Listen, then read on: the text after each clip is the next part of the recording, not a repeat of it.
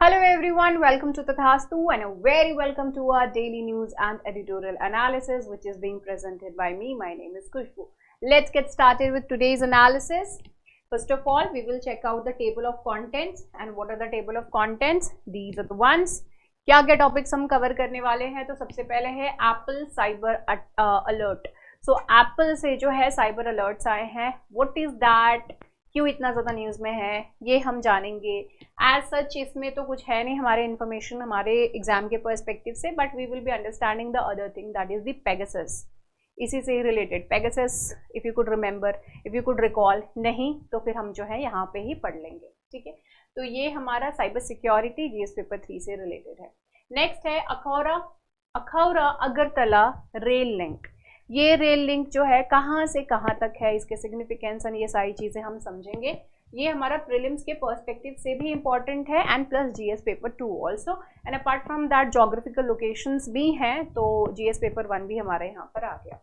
Ethics and parliamentary conduct है GS paper 4 and obviously बात है GS paper 2. Again Mahua Moitra, तो उन्हीं से ही रिलेटेड है. नेक्स्ट आता है मालदीव्स स्टांस. मालदीव्स का क्या स्टांस है रिलेटेड टू इंडिया.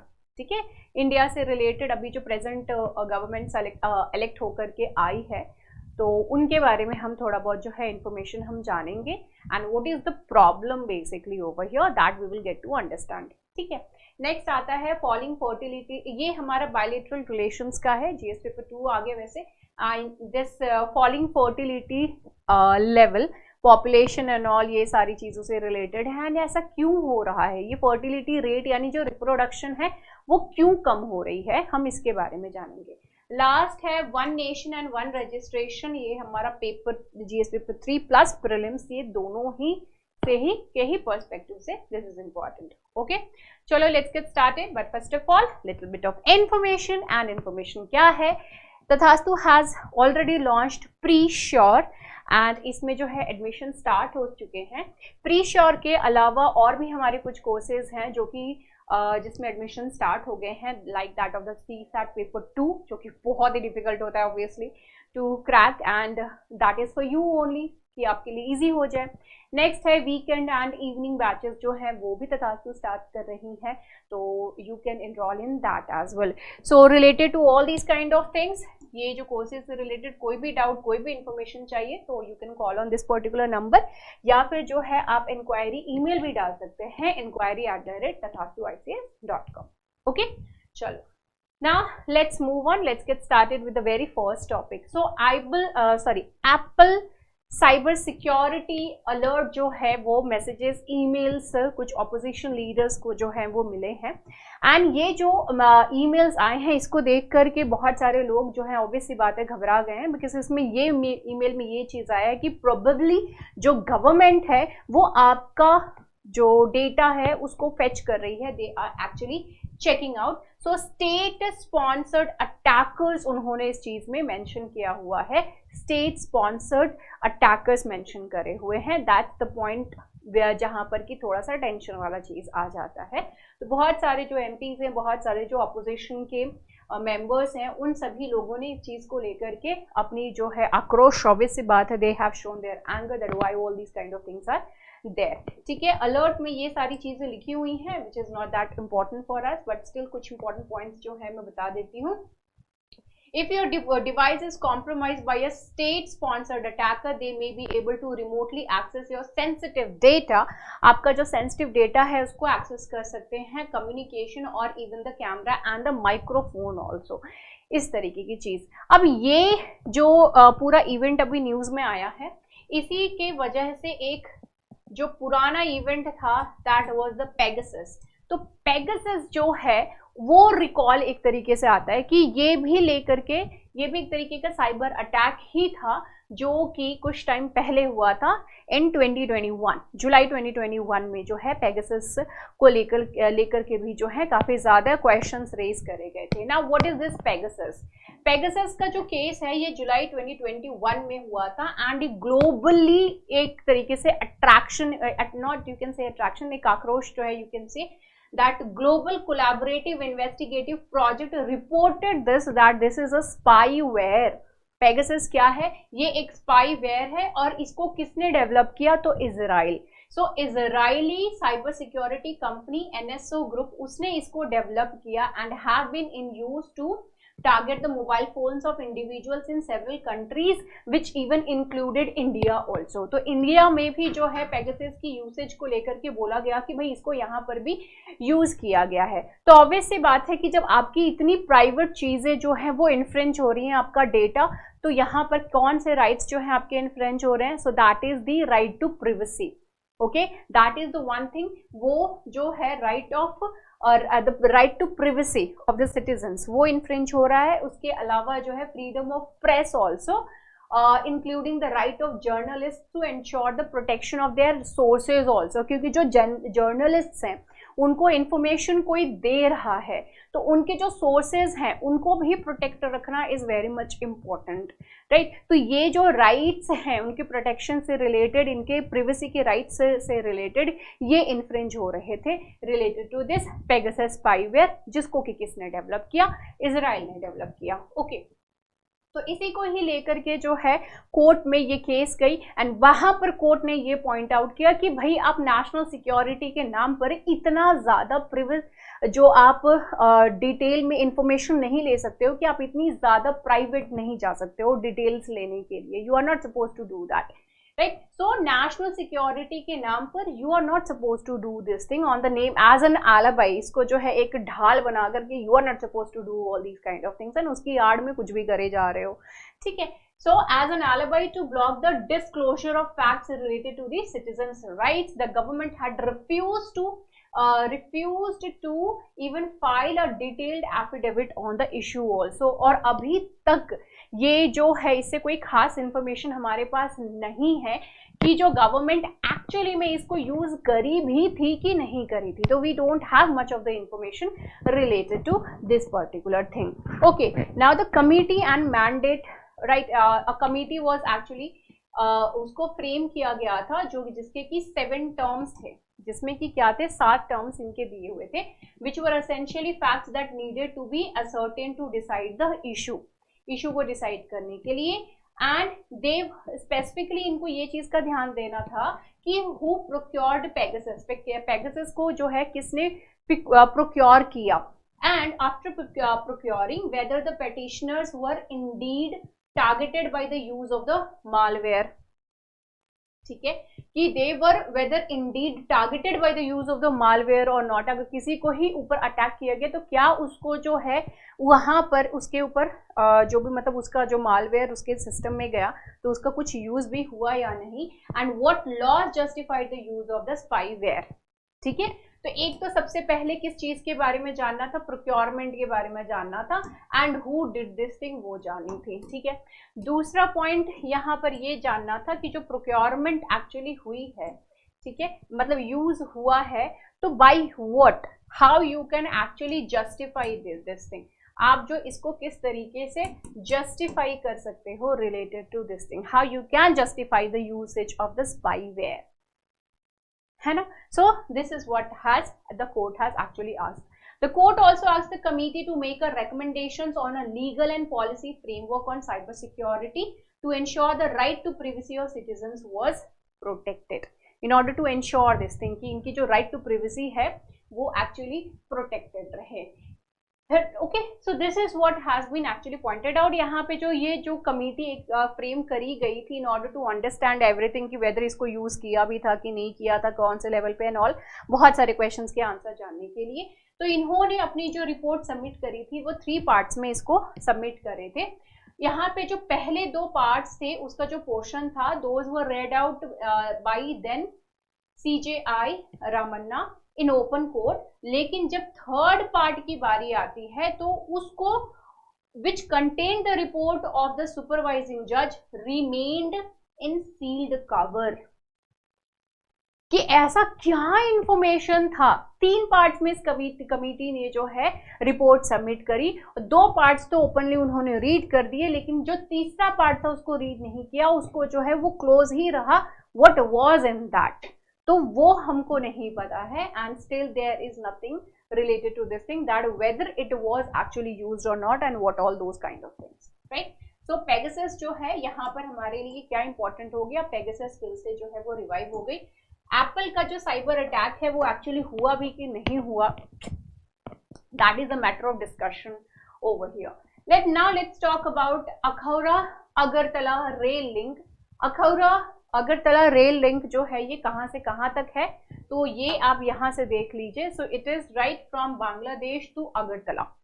ये जो रेल लिंक है इसको वर्चुअली इनॉग्रेट किया गया है एंड ये बांग्लादेश से लेकर के त्रिपुरा के अगरतला तक ये चलेगी ये रेल लिंक, ठीक है। तो क्रॉस बॉर्डर रेल लिंक है as you can see over here itself, right. अब यहाँ पे क्या है, it is you can say that it is the very first step in which they are actually trying to connect Tripura to Kolkata through Bangladesh, Tripura to Kolkata. अब इसको कैसे, आप यहाँ से देखो, दिस इज द कोलकाता,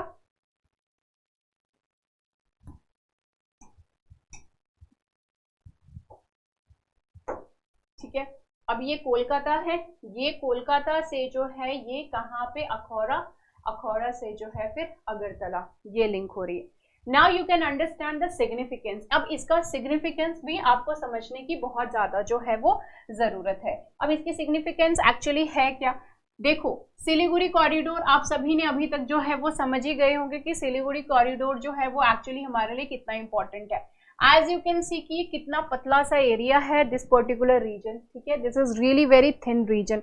अगर सपोज कि बाई चांस अगर यहाँ से जो है वो कट ऑफ हो जाता है because of the kind of region, because of the kind of things which the China is actually doing, somehow अगर वो कर देता है तो so we will be having another mode also कि हम जो है यहाँ से रेल से कनेक्टिविटी करके अपनी नॉर्थ ईस्ट जो पार्ट है उससे हम कनेक्टेड हो जाएंगे, ठीक है। Recently only I have actually made you understand that why this Siliguri corridor is actually of that utmost importance, क्योंकि ये जो है अगर यहाँ से ये पर्टिकुलर एरिया कनेक्ट डिस्कनेक्ट हो गई, ठीक है, तो थोड़ा सा रफ अजीब सा ही इमेज बन गया, but still you can understand this is the Siliguri, this is the Siliguri corridor, जिसको कि हम क्या कहते हैं, चिकन स्नैक भी इसको बोलते हैं, ठीक है, चिकन स्नैक, क्योंकि ये चिकन के नेक जैसा ही है वो है, राइट। अगर सपोज कि यहाँ से ये कट ऑफ हो जाता है दिस पर्टिकुलर एरिया, समहाउ जो है इसको कट ऑफ कर देता है, तो completely north eastern parts will be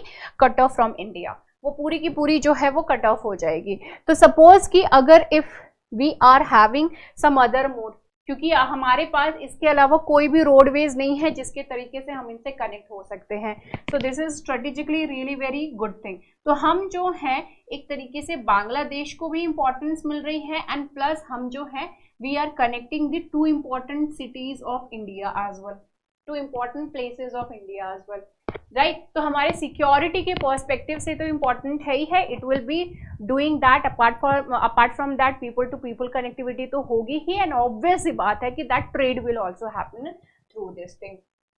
so this is really very smart and good way to do this thing. So India Bangladesh जो है it will actually help out in order to boost India Bangladesh trade in agriculture products, tea, sugar, construction items, iron and steel, consumer items, all these things would be able to be done, ठीक है। वैसे बात है कि जब connectivity रहेगी तो trade होना is very obvious and people to people connectivity will also be there and their improvement, their connections will also improve. Now अब ये जो पूरी कनेक्टिविटी बनी है ये 392.52 करोड़ रुपीस का इसके ऊपर जो है खर्चा हुआ है, 392.52 करोड़ रुपीस का खर्चा यहाँ पर हुआ है, extended to Bangladesh by the Indian government, this particular thing has been done and this is one of, अब यहाँ पे इसके जो मेन ड्राइवर्स हैं why this thing has been done, not that driver but इसको करने का क्या मेन रीजन रहा है इसमें से, तो एक तो था कि असम की जो टी इंडस्ट्री है उसका बहुत ही अच्छा खासा डिमांड था, दूसरा ये which wanted a connection to the Chittagong port also, Chittagong port. अब चिटगांग पोर्ट जो है वो हमारे लिए हिस्टोरिकली चिटगांग प्लेस जो है वो भी बहुत इंपॉर्टेंट है। कौन थे भाई, कौन से हिस्टोरिकली कौन से हमारे हीरो थे नेशनल फ्रीडम में, जो कि चिटगांग में उन्होंने बहुत ही इंपॉर्टेंट रोल प्ले किया था। Do write down in the comment section, ठीक है, लेट मी नो। राइट। सो चिटगांग जो है हिस्टोरिकली हमारे लिए बहुत ही इंपॉर्टेंट प्लेस है, उसको कनेक्ट करने के लिए, and plus Assam steel industry, इसको कनेक्टिविटी के लिए this particular thing has been done. Okay, so this is the Akhaura Agartala rail link. Now let's move on to the next topic, and before we will be covering this thing later on, हम जो है पहले जो दूसरे topics हैं वो cover कर लेते हैं, because in the editorial it will be taking little लंबा टाइम, थोड़ा सा लगेगा। Now this is the topic of the text and context का पार्ट है, the stands of the Maldives president elect on India.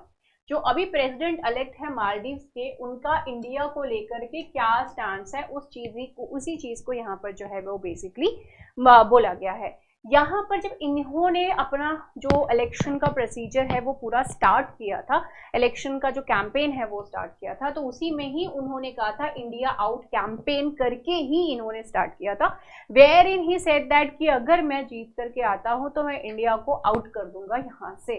What is the reason behind that? सबसे पहले तो ये हमको पता कर चलना चाहिए कि इंडिया जो है वो वहां पे पहुंचा कैसे।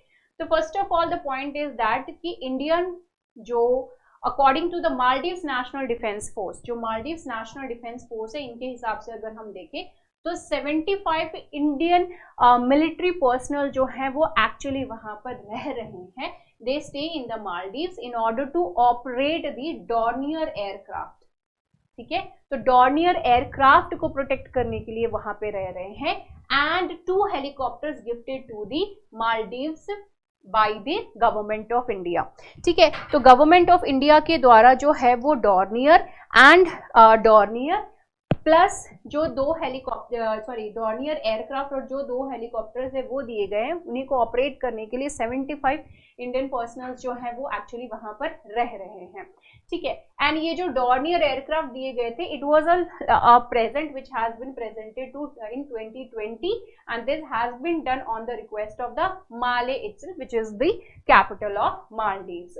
अब ये जो चॉपर्स एंड एयरक्राफ्ट है, इसको यूज किया गया था for a range of functions, जैसे कि मेडिकल इवैक्यूएशन के लिए, सर्च के लिए, रेस्क्यू ऑपरेशंस के लिए, ट्रेनिंग के लिए, सर्विलांस के लिए एंड पेट्रोल के लिए। For all these kind of things ये हेलीकॉप्टर्स जो है उनको यूज किया गया था।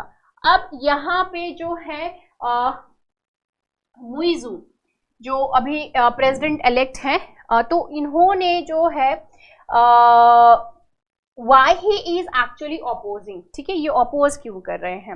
Mr. Yamin's insistence that India take back the helicopters it gifted, ठीक है, पहले तो ये कहा जाओ his former boss President Yamin and the political camp they represented relations with India remain a sensitive matter। India के साथ जो है वो सेंसिटिव मैटर। अभी आप खुद सोचो कि एक कंट्री है, उस कंट्री में दूसरे कंट्री के कुछ आर्मी मिलिट्री पर्सनल जो है वो एक्चुअली वहां पे रह रहे हैं, तो ऑब्वियस सी बात है कि they will be having problems related to the security issues. अगर उनके पर्सपेक्टिव से देखें तो हो सकता है, मालदीव्स तो छोटे छोटे से आइलैंड्स है, राइट, तो वहां पे उनको अपनी सिक्योरिटी के पर्सपेक्टिव से जो है वो प्रॉब्लमेटिक लगता है। Apart from that we can not actually, एक तो मालदीव्स का इस चीज को लेकर के जो है वो सिक्योरिटी वाला पॉइंट तो है, ठीक है, दूसरा यहाँ पे चाइना फैक्टर भी है, क्योंकि China is also actually trying in order to interfere over here, and as all of us are aware of this thing, कल ही तो हमने BRI जो प्रोजेक्ट्स हैं उसके बारे में हमने कवर किया था, how it is actually capturing, जो इंडिया को जो है हर तरफ से घेर रहा है, and Maldives is also there. And apart from that जो चाइना के पर्सपेक्टिव से अगर हम देखें तो ये अपना इंडियन ओशन में अपनी प्रेजेंस बनाने के लिए, ये उसके लिए बहुत ही अच्छा एक इम्पॉर्टेंट पर्सपेक्टिव, इम्पॉर्टेंट प्लेस है अपना वहां पे प्रेजेंस बनाने के लिए इंडियन ओशन में। So this is the reason why the Maldives is actually very important. The Maldives is really very important for India and as well as for China. India को अपनी सिक्योरिटी के लिए एंड चाइना को जो है इंडिया को चारों तरफ से घेरने के लिए मालदीव जो है वो बहुत ज्यादा इंपॉर्टेंट हो जाता है। ठीक है, यहाँ पर खैर तो दे वांटेड कि भाई आप जो है इसको ले जाइए, एंड यहाँ पर he said that, he actually says that we are pro Maldives. ठीक है, हम जो है प्रो मालदीव्स है, तो मालदीव हमारे लिए फर्स्ट है, right? And he will not be allowing Indian, Chinese or any other country's military presence in the Indian Ocean archipelago. ठीक है, archipelago क्या होते हैं? The number of islands in one row, like these kind of things. ठीक है, तो islands, तो ये आर्किपिलागोज हो गए. अब ये जो मालदीव्स हैं ये बोल रहे हैं कि हम किसी भी तरीके की इंटरफेरेंस नहीं चाहते हैं, ना तो इंडिया की इंटरफेरेंस चाहते हैं, ना हम चाइना की इंटरफेरेंस चाहते हैं, किसी की भी इंटरफेरेंस नहीं चाहते. लेकिन जब तक इनकी डिप्लोमेटिक क्या मतलब इनकी जो फॉरेन पॉलिसी है, जब तक हमको उस चीज के बारे में ढंग से पता नहीं चल जाए, जो इनकी फॉरेन पॉलिसी जो है वो एक्चुअली क्या है, जब तक हमको इस चीज के बारे में आइडिया नहीं लग जाए, जब ये ऑफिस जो है अपना ले लेंगे, ऑफिस में जो है फाइनली विराजमान हो जाएंगे, then only we would be able to know that कि भाई इनकी फॉरेन पॉलिसी क्या है, whether they are pro China और प्रो इंडिया, एंटी चाइना और anti India, what they are actually thinking of. Until unless we won't be actually able to do able to say anything related to that. हम नहीं जो है इस चीज के बारे में कुछ actually में बोल सकते हैं. Okay, so this is what is actually it means to. Now now here it is being said that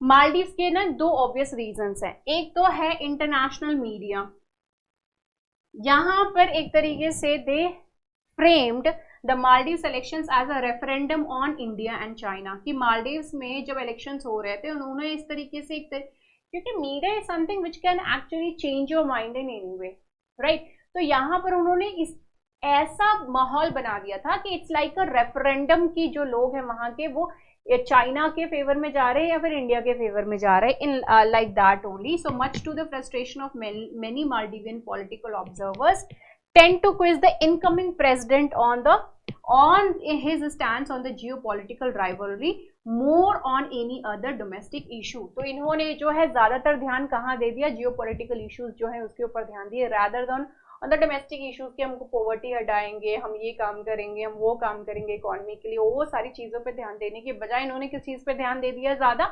geopolitical चीजों पे उन्होंने जो है ज्यादा ध्यान दिया, all thanks to the international media. तो मीडिया जो है किस तरीके से किसी चीज को मोड़ तोड़ मड़ोड़ सकती है और अच्छे से कर सकती है. Now the second is that in repeating his position on the removal of Indian boots from Maldivian soil, mister Muizzu is able to demonstrate consistency with his own pre-poll pledge to the supporters. It is only after the assumes actually office. इन्होंने कहा कि जिस तरीके से इन्होंने अपना पहले से एजेंडा बना रखा था कि हम जो है इंडिया को यहाँ से बाहर निकालेंगे ही करके, तो उन्होंने उसी मुद्दे को, क्योंकि जियोपॉलिटिकल वाला सिनेरियो ऑलरेडी बन चुका था because of this international media, उन्होंने उसी चीज को ही लेकर के कंटिन्यू किया और वो चीज को वो पहले से ही काफी ज्यादा बूस्ट आउट कर रहे थे. तो ऑब्वियस सी बात it actually helped him, right? वो जो है इनको एक्चुअली हेल्प किया था रादर दैन इनको बैकआउट करने के लिए. Now the Maldives as of now, अगर हम उनकी डोमेस्टिक इशू की अगर हम बात करें तो मालदीव्स जो है वो एक्चुअली अभी मेजर इकोनॉमिक चैलेंज जो है वो फेस कर रहा है एज इट प्रिपेयर्स टू पे about $570 million annually in 2024 and 2025 to the service external debt. बाहर के जो डेट्स हैं उसको चुकाने के लिए $570 million का जो पैसा है वो इसको खर्चा करना पड़ रहा है. In 2026, Mr. Muizu's government will have to service a record of $1.07 billion.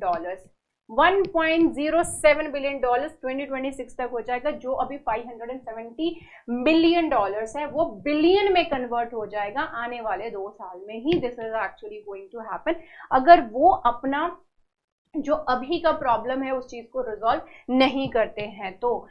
Now mitigating the looming debt crisis may prove rather challenging without the cooperation of the India and China. क्योंकि मालदीव जो है वो इंडिया के लिए भी बहुत important है, China के लिए भी बहुत इंपॉर्टेंट है. तो मालदीव को ये चीज समझने की एक्चुअली जरूरत है कि दे नीड मनी. तो वो दोनों के साथ जो है डिप्लोमेटिकली रह करके वो अपना फायदा का काम कर सकता है, like sometimes what Nepal does, है ना. तो इंडिया एंड चाइना के बीच में रहने की वजह से उसको काफी सारी चीजों का फायदा मिल जाता है. Some resources it actually get it from China, some from India, and एकदम मजे में, राइट? क्योंकि उनको पता है, दे नो दिस थिंग कि अगर हम चाइना की तरफ ज्यादा डुलेंगे तो India will already will definitely be offering something extra in their play. So something like that they could also do for the security purpose definitely. And China जो है वो इंडिया को घेरने के लिए भी they will be doing something. Now अब ये जो है स्मार्ट प्ले उनको मालदीव जो है उनको करना पड़ेगा. Maldives main lenders and development partners are India and China itself, and they have to do this thing. Now India का क्या इंटरेस्ट है यहाँ पर, वो तो मैंने आपको एक पॉइंट तो ऑलरेडी ही बता दिया. और क्या चीजें हैं, अगर मेन मालदीव के मेन सिक्योरिटी की बात करें, इकोनॉमिक प्रॉपर्टी की इकोनॉमिक पार्टनर की बात करें, तो इंडिया ने जो है इंडिया सिक्योरिटी के पर्सपेक्टिव से मेन पार्टनर है. दूसरा पॉइंट, इकोनॉमिक फ्रंट की अगर हम बात करें तो 1.4 बिलियन डॉलर्स जो है उसने ऑलरेडी कमिट करके रखा है, that this much of amount we will be helping out. तो 1.07 बिलियन इनको चाहिए dollars by that particular time in order to get it to the give it back to the World Bank. Now यहाँ पे 1.4 billion dollars they have said India has actually promised कि हम इसको help out करेंगे. And this is for the socio-economic development which is the need of the Maldivians. Now the Indian establishment sees its own security as well. Security का भी interest है यहाँ पे. इस चीज़ को हम तो बिल्कुल भी cut off नहीं कर सकते हैं. This is something which is really very important. Maldives is even the member of the Colombo security conclave also. तो इस चीज का भी ध्यान रखिएगा कि कोलंबो सिक्योरिटी कनक्लेव का भी जो है ये मेंबर है. That began as a trilateral initiative with India, Sri Lanka and that of the Mauritius for maritime cooperation in that particular region. Okay, तो इंडियन ओशन रीजन में तो India, Sri Lanka and Mauritius, right. अब यहाँ पे मालदीव्स भी जो है वो कोलंबो सिक्योरिटी कॉन्क्लेव के जो है वो पार्टनर बन चुके हैं. So here we have to actually work together in order to fight against China, and apart from that in order to overcome the kind of economic problem which the these countries are actually facing also. तो आपस में लड़ने के बजाय जो है ये अलग अलग अलग अलग हो जाए, मतलब आपस में लड़ करके अलग अलग हो जाए, उससे अच्छा है कि साथ में मिल करके आगे बढ़े, कुछ अच्छा करे, like those kind of things. ठीक है, so these kind of things could be done. Now let's move on to the next topic that is related to the fertility. ठीक है, अभी जो है वो बहुत सारे इश्यूज हो रहे हैं related to the falling fertility levels. जो फर्टिलिटी लेवल है वो बेसिकली एकदम से काफी ज्यादा डाउन जा रहा है. रीजंस बीइंग, इसके पीछे के जो रीजंस हैं वो एक्चुअली कौन से जा रहे हैं. तो एक तो रीजन आपको यहाँ पे ध्यान देना होगा जो कि बहुत ज्यादा आज के डेट में हो गया है, that is the status, right.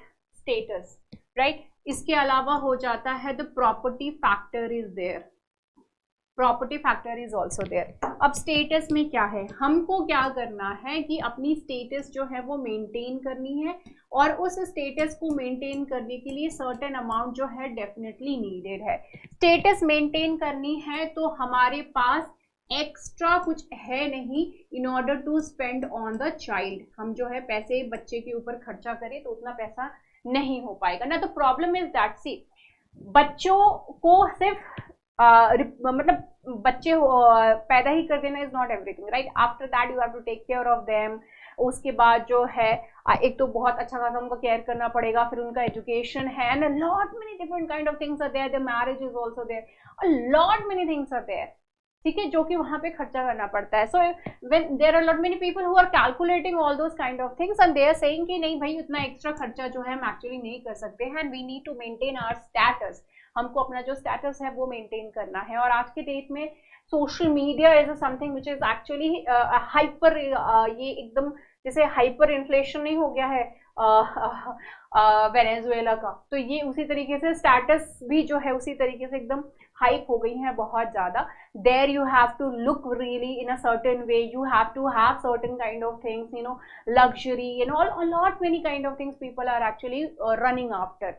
ठीक है, तो उन सारी चीजों की वजह से एक्स्ट्रा पैसा जो है वो खर्च करने का नहीं है, and this is actually impacting the number of children also, कि नहीं भाई हम एक ही बच्चे जो है उतना ही बहुत है, या फिर 2 बच्चे ही बहुत है, या फिर जो है हमको बच्चे ही नहीं चाहिए. This is the kind of thing. Next आ जाता है द काइंड ऑफ प्रॉपर्टी. अब प्रॉपर्टी का क्या सीन है. Property, this is something which also impacts, because अब ये प्रॉपर्टी आपके पास एक तरीके से बैकअप का बैकअप है कि सपोज कि समथिंग हैपेंस, देन व्हाट, तो प्रॉपर्टी आपके पास क्या है, कितनी है, वो आपकी स्टेटस किस हिसाब से मेंटेन कर सकेगी, आपके बच्चे का क्या केयर हो सकता है एंड ऑल, आप कितना अफोर्ड कर सकते हो because of all these kind of things that actually impacts कि बच्चे जो है वो आपको चाहिए या फिर नहीं चाहिए। तो these are the kind of things जिसकी वजह से जो फर्टिलिटी रेट है वो बहुत ज़्यादा कम हो रही है। And specifically you will see कि जो कुछ कुछ एशियन कंट्रीज हैं जो कि ज़्यादा इम्पैक्ट हो रही हैं। रिसेंटली आप लोगों ने इटली के बारे में तो सुना ही होगा। Apart from that Asian countries में अगर हम बात करें तो जापान इज़ वन, ठीक है, जापान में हो जा रहा है एंड साउथ कोरिया में भी सेम ही ये इशू फेस करी जा रही है and Singapore is also not behind. Singapore में भी जो है ये सेम इशू देखा जा रहा है related to this thing only, that is the fertility rate. Okay, so ये सभी चीजें और status symbol and all, obviously बात है ये सारी चीजें इज लाइक लिविंग कॉस्ट। तो जो लिविंग कॉस्ट है वो काफी ज्यादा बढ़ गया है। अभी लिविंग कॉस्ट जो है अगेन स्टेटस एंड प्रॉपर्टी ये सारी चीजें यहाँ पर इम्पैक्ट कर रही हैं, क्योंकि लिविंग कॉस्ट अगर इंक्रीज कर रहा है तो इसके पीछे का रीजन क्या है, इसके पीछे का रीजन ये है कि भाई आपको सारी चीजें अब लग्जरियस टाइप सारी चीजें चाहिए। You want everything and you want everything in a very luxurious kind of thing, and for that definitely you need a lot of money. And अगर वो पैसे आपको चाहिए तो ऑब्वियसली बात है you are not actually thinking about the in order to get the babies. अब यहाँ पे एक टर्म है that is the evolutionary mismatch. अब ये एवोल्यूशनरी मिसमैच जो है वो एक्चुअली होता क्या है, right? So it refers to the phenomenon wherein traits that work to the favor of an organism's survival in the past become disadvantageous to the survival chances in the modern times. तो evolutionary mismatch क्या है कि कुछ ऐसे चीजें जो कि पुराने टाइम में वो एवोल्यूशन के लिए, वो बेटरमेंट, मतलब आपकी बेटरमेंट के लिए वो काम हो रहा था, that was there in the favor of an organ for an organism survival, एक ऑर्गेनिज्म के सर्वाइवल के फेवर में वो एक्चुअली चीज थी। लेकिन अभी मॉडर्न टाइम में वही चीज जो है वो एक्चुअली उनके फेवर में काम नहीं कर रही है, that is the evolutionary mismatch. आप जो है इवॉल्व हो गया लेकिन चीजें वही हो रही है, लेकिन वो मिसमैच हो गया, वो ऑपोजिट में चली गई हैं। जैसे कि पहले जो लोग थे वो पुअर थे but still they were having a lot many children, बहुत सारे उनके बच्चे होते थे, वो जो है सभी का ही केयर करके उनको बड़े कर देते थे, ठीक है, एंड ठीक ठाक जो है सब लोग बड़े हो जाते थे। बट आज के टाइम में ऐसा क्या हो रहा है, पुअर होना इज नॉट बर्दाश्त, भले ही बच्चे जो है वो एक्चुअली कम हो जाए, ये नहीं भी हो तो भी चलेगा।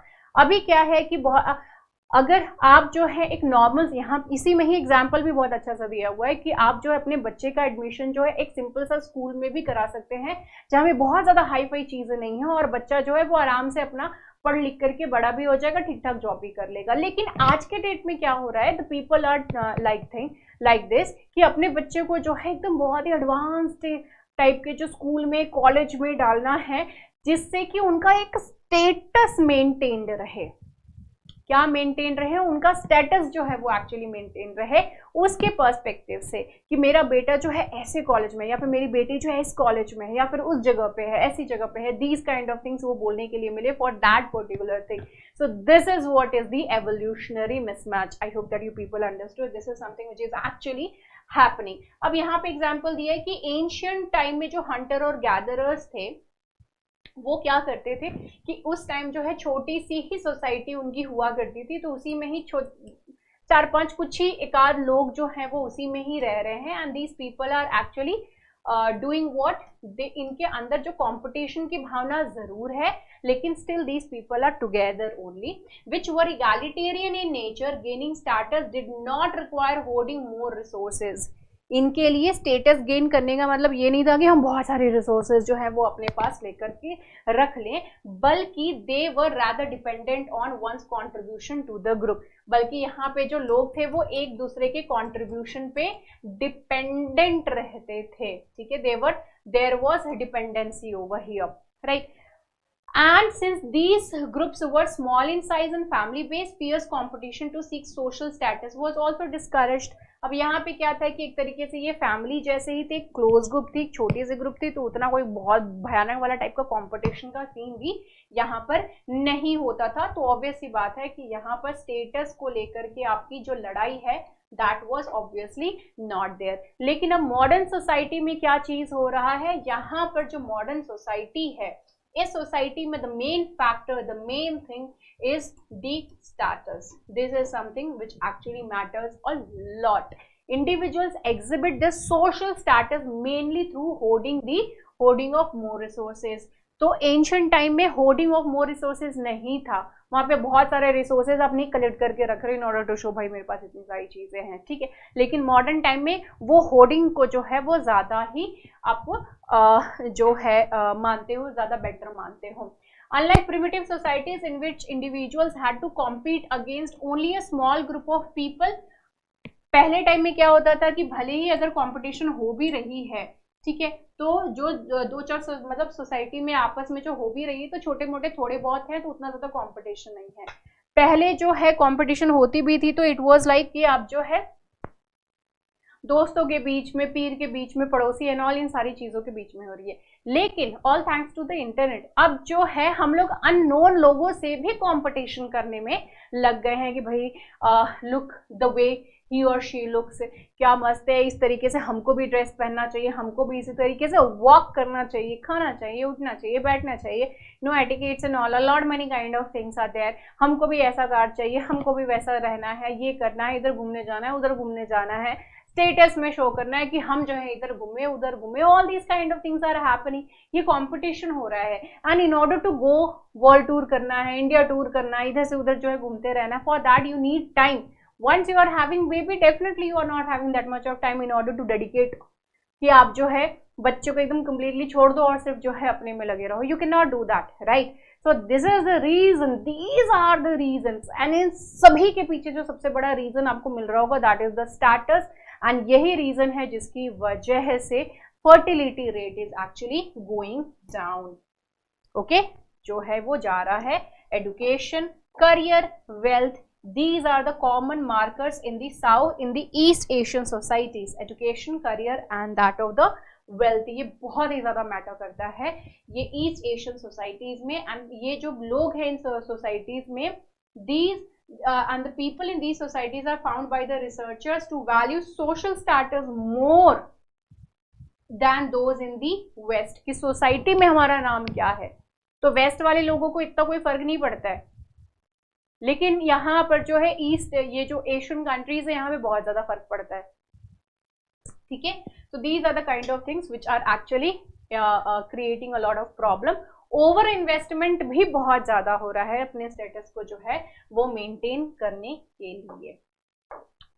ओके, चलो ना let's move on to the next topic. And ये जो टॉपिक है it is related to the one nation one registration. One nation one registration का क्या है, इसमें सबसे पहले तो एनएमसी जान लेते हैं. एनएमसी क्या है? नेशनल मेडिकल कमीशन है. ठीक है, तो नेशनल मेडिकल कमीशन जो है इन्होंने कहा है that it is actually set to launch a platform जहां पर कि it will be one nation and one registration.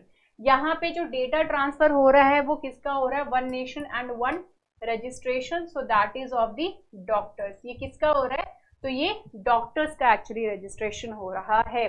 ठीक है, for doctors across the country to eliminate duplication and red tape and allow the public to access the information on any physician working in India.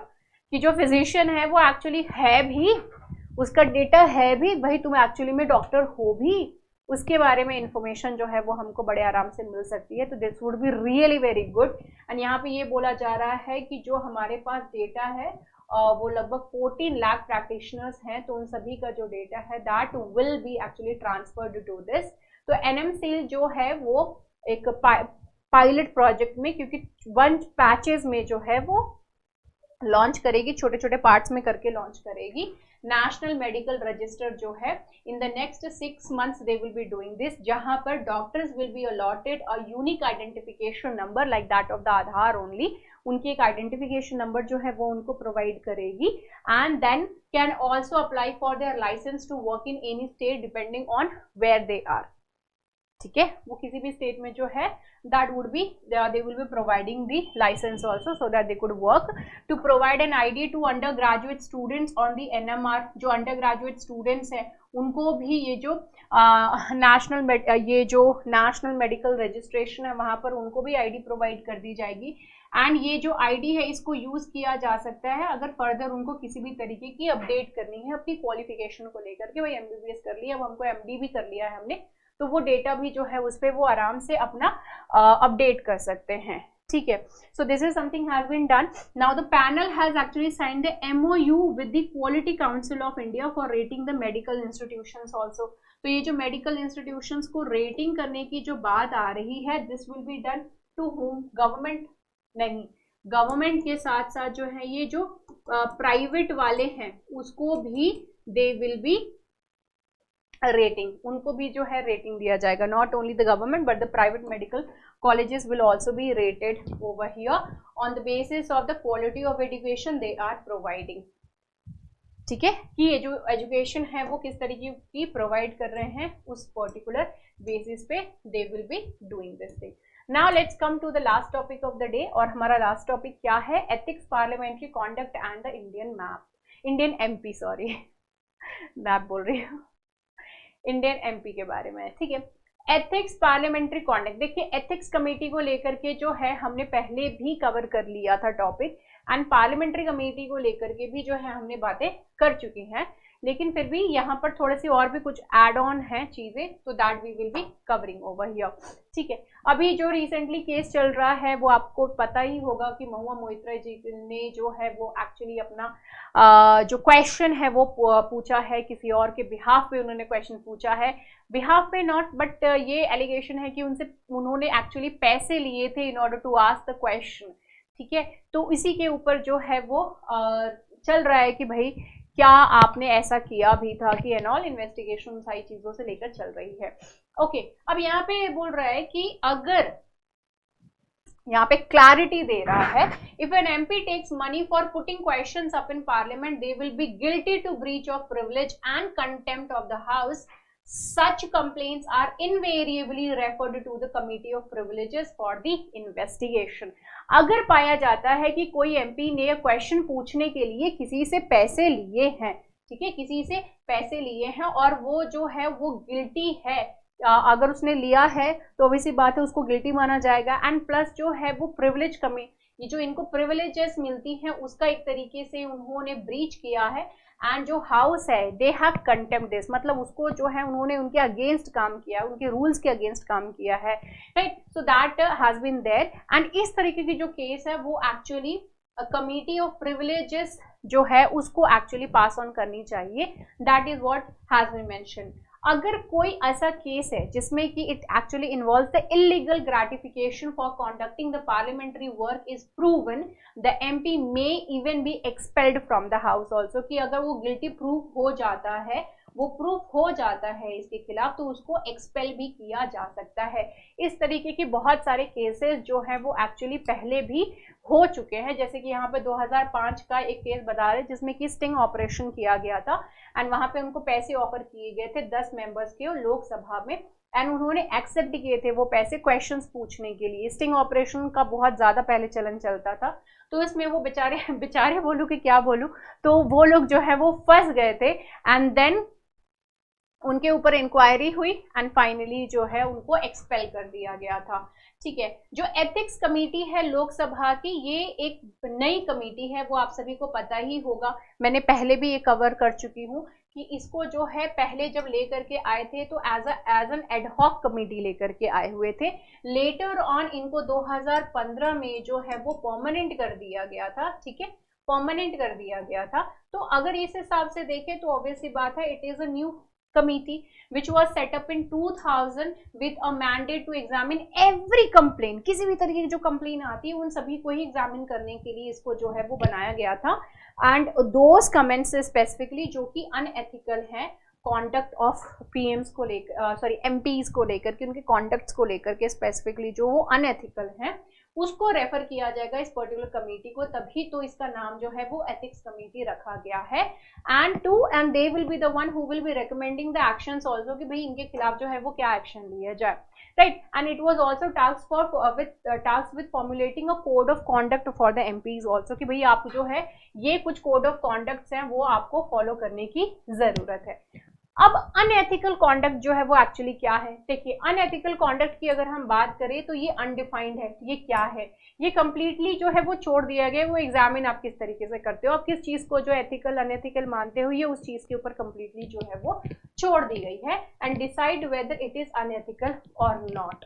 The moral vagaries of MPs definitely come under the scrutiny of the ethics committee. ठीक है, तो ethics committee के under जो है ये moral values जो है, moral चीजें, वो भी एथिक्स के अंडर ही आती है. तो एथिक्स कमेटी जो है वो उसको वहां पे देखेगी. अब महुआ मोइत्रा जी का जो केस है, यहाँ पर महुआ मोइत्रा का जो केस है, यहाँ पर क्या हो रहा है, अगर जो कंप्लेन है about her is accepting the illegal gratification, then the case becomes a case of breach of privilege and cannot be dealt with by the ethics committee. ठीक है, अब यहाँ पे जो इन्होंने काम किया है वो ब्रीच ऑफ प्रिविलेज है. इनको प्रिविलेज दिया गया था कि आप क्वेश्चंस जो है वो पूछो पार्लियामेंट में, राइट. इनका आईडी पासवर्ड जो है she was not supposed to share with anyone, but उन्होंने जो है शेयर भी किया. अब यहाँ पर एक और पॉइंट बोला जा रहा है कि एमपीज के पास एक्चुअली बहुत सारा काम होता है, तो वो काफी टाइम क्या करते हैं, वो क्वेश्चंस टाइप नहीं कर पाते हैं. ठीक है, क्योंकि क्वेश्चंस जो है वो पूछने के लिए हमने, अगर आपको याद हो, स्टार्ट क्वेश्चंस, अनस्टार्ट क्वेश्चंस, है ना, ये सारे क्वेश्चंस मैंने आपको जो है वो समझाई थी, right, if you could remember. तो ये जो क्वेश्चंस हैं उनको पहले ही एडवांस में देने होते हैं, तो वो उनमें टाइप करने का उनको पास टाइम नहीं होता. तो जनरली अपने सेक्रेटरीज जो होते हैं उनको दे देते हैं टाइप करने के लिए. पासवर्ड आईडी जो है उनके पास होती है. ठीक है, तो लेकिन यहाँ पे अगर रूल्स एंड रेगुलेशंस की बात करें तो ऐसा कुछ मेंशन नहीं है कि आप जो है अपनी आईडी पासवर्ड किसी को नहीं दे सकते हो, राइट. बट ये चीज यहाँ पे बोला जा रहा है कि that should be given to them, कि वो जो है अपना आईडी पासवर्ड किसी को दे, so that it could be helpful for them, right. Now the parliamentary committees do not deal with the criminal investigation. अब यहाँ पे कह रहे हैं कि जो parliamentary committee है वो criminal investigation basically नहीं करती है, because their work is not that. वो conduct के ऊपर basically जो है वो काम करते हैं, वो evidence के ऊपर काम करते हैं, whether the conduct of the MP is a breach of privilege or contempt of the house, and they punish them accordingly, जिसमें कि वो एक punishment उनकी ये भी होती है कि उनको expel कर दो भाई. ठीक है, अब क्या है, otherwise he will be liable to be punished for the criminal offence as in the law. या तो उनको क्या करेंगे, फंक्शनिंग जो है उसके हिसाब से दे विल बी पनिशिंग देम, जो भी काम किया है उन्होंने उसके हिसाब से उनको पनिशमेंट दे देंगे. अदरवाइज क्या किया जाएगा कि जो भी अगर क्रिमिनल ऑफेंस ऐसा कुछ किया है एज सच, तो वहां पे लॉ के हिसाब से जो है उनके खिलाफ काम होगा. ठीक है, जैसे कि 10 एमपीज को इन्होंने एक्सपेल किया था. Parliamentary probe is not the same as that of the judicial probe. Obviously बात है, क्योंकि पार्लियामेंट्री जो है वो बेसिकली उनके कॉन्डक्ट्स के ऊपर जो है वो काम कर रही है, जुडिशियली उस तरीके से नहीं करती है. A judicial body probes a matter as a statutes and that of the rules, है ना, उसके हिसाब से काम करते हैं. And is conducted judicially trained by the judicially trained persons. लेकिन जो पार्लियामेंट्री कमिटीज होते हैं, ये मेंबर्स ऑफ पार्लियामेंट है, वो इन कमिटीज के पार्ट होते हैं. ठीक है, वो इन कमिटीज के क्या होते हैं, पार्ट होते हैं. And they are actually not the experts. लेकिन वहीं पे ही अगर जुडिशरी की अगर हम बात करें, they are experts in their field. Law के बारे में कुछ भी पूछो, they know everything related to that. Okay, since parliament has the power to scrutinize the executive which is accountable to it, it poses investigative power also, and it also has the power to punish those including its own members in order to protect its honor and that of the dignity as well. They can do that. Who can do that? The judiciary can do this thing. लेकिन parliament के पास जो है वो investigative work, they can not do that through it's committees which function under the rules of the house, तो parliament के पास जो है वो जो इन्वेस्टिगेशन करती है वो अपने रूल्स एंड रेगुलेशन के हिसाब से करती है, वो उस हिसाब के इन्वेस्टिगेशन नहीं करती है। जैसे कि क्राइम अगर कोई होता है तो वहां पे जो चीजें होती हैं उसके हिसाब से। और कुछ एग्जाम्पल भी इन्होंने इसमें दिए हुए कि कुछ ऐसे लोग हैं जो कि एमपीज थे और उन्होंने अपना किसी फ्रेंड को लेकर के आगे उनको एज अ वाइफ बताया और वो पार्लियामेंट घुमा रहे हैं, वहां पे जा रहे हैं and all, they are seeing everything, you are not suppose to do that.